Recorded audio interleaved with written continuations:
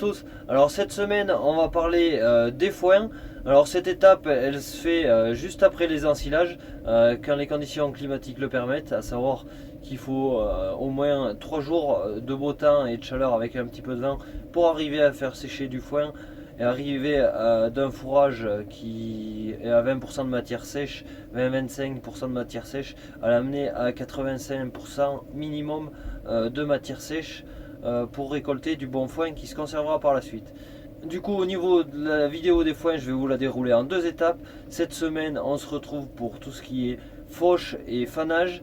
Et la vidéo prochaine, ça sera tout le reste de la chaîne de récolte pour faire du foin. Donc allez, c'est parti, on se retrouve après le générique.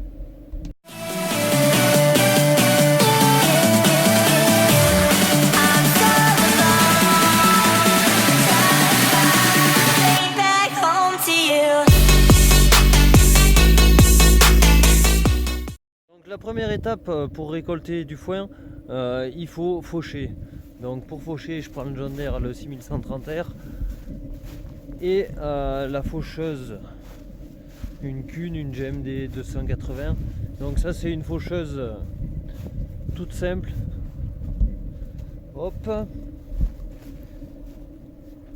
Donc c'est une faucheuse toute simple, comme je vous disais, juste avec des assiettes, des couteaux qui vont couper l'herbe et il n'y a pas de conditionneur derrière.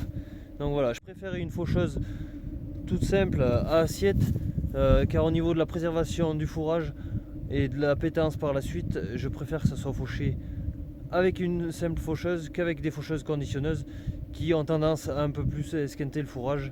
Mais bon, l'avantage des conditionneuses, c'est qu'on gagne un peu en rapidité de séchage. Voilà pour ça. Allez, c'est parti. Maintenant, je vais vous passer des rushs vidéo de la fauche sur différentes parcelles et on se retrouve après.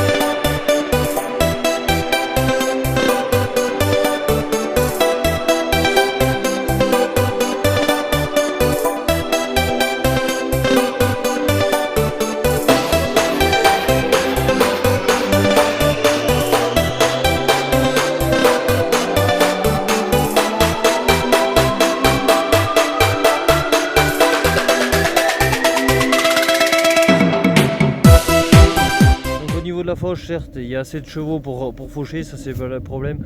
Mais bon, on se met en 540 économique et au niveau de la consommation, on est aussi faible que des tracteurs de 100 chevaux qui faucheraient à 540 tours minute en normal. Donc au niveau consommation, c'est un tracteur qui consomme relativement peu, est beaucoup plus confortable que le Newland. Donc c'est pour ça que je prends celui-ci pour faucher. Voilà, une fois fauché, ça nous fait des andins qui sont étalés quasiment sur toute la largeur de la faucheuse. Donc voilà, au niveau de la fauche, j'essaie de faucher histoire que ça se ramasse, mais sans trop raser. Bon, cette parcelle, c'est une parcelle de regain d'ensilage. J'ai pas eu le temps de trop vous faire des rushs vidéo quand je faisais les foins, du coup je vous le montre sur de regain d'ensilage, mais c'est pareil. Sur cette parcelle, donc sur les parcelles en prairie, j'essaie de faucher à une hauteur de main, donc ce qui nous laisse environ 7-8 cm. Ça permet de pas trop raser et de refaire vite un bout de feuille pour refaire de la photosynthèse et pour refaire pousser de l'herbe si le temps le permet, et par la suite. Donc voilà. Ensuite, une fois qu'on a fauché, grosso modo, je le laisse une journée en andin comme ça. Car j'essaie d'en faucher pas mal le même jour. Une fois fauché, au niveau de l'herbe, il faut s'en occuper. Elle va pas sécher comme ça. Il faut passer la faneuse. Mais qu'est-ce qu'une faneuse? Alors la faneuse, c'est un outil avec plein de dents qui va permettre, comme vous voyez derrière, d'écarter les andins qui sont faits. Donc voilà toutes les dents. Je vais vous montrer un peu de plus près ce que ça donne. Donc voilà, j'ai arrêté la faneuse en position de travail. Donc comme vous pouvez le voir, ces dents vont venir passer à fleur de sol et éjecter le fourrage derrière. Donc une fois la faneuse passée, ça a étalé l'herbe comme on peut le voir. Donc l'herbe va être davantage étalée, ce qui va permettre et favoriser le séchage pour enlever de l'humidité qu'il y a dans l'herbe pour pouvoir conserver le fourrage. Donc au niveau de la faneuse, c'est une Kuhn, une GF 6502, donc 6 toupies, ça tourne à peu près 6,50 m de fourrage en un passage. Donc on a des débits de chantier qui sont assez élevés dans les bonnes parcelles. Maintenant je vous passe quelques prises de vue faites de la faneuse, toujours pareil sur des parcelles à destination de faire du foin. Allez, c'est parti.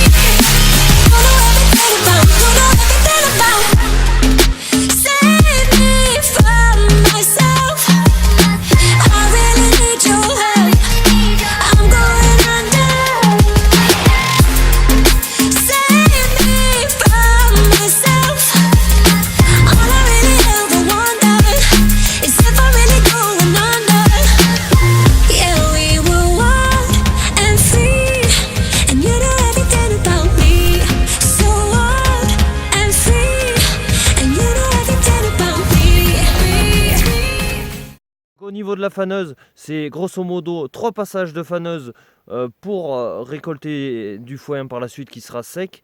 Les passages de faneuse, ça peut paraître assez important, mais il faut savoir qu'on a des nuits qui sont plutôt en général fraîches, où la nuit on a de la rosée sur le matin qui se dépose. Donc ça réhumidifie le foin. Il est bon les matins, une fois la rosée levée, de ressoulever le fourrage afin qu'il puisse sécher au mieux. Sinon, si on laisse le fourrage au sol intact, la partie de dessous ne séchera pas et on ramassera pas du foin bien sec et de bonne qualité. Parce qu'un foin qui n'est pas sec, lorsqu'on le presse, ça fait des bottes qui sont collées, moisies et qui sont très néfastes pour la santé des animaux. Donc gros point de vigilance, il faut faire du foin récolté la plus sèche possible.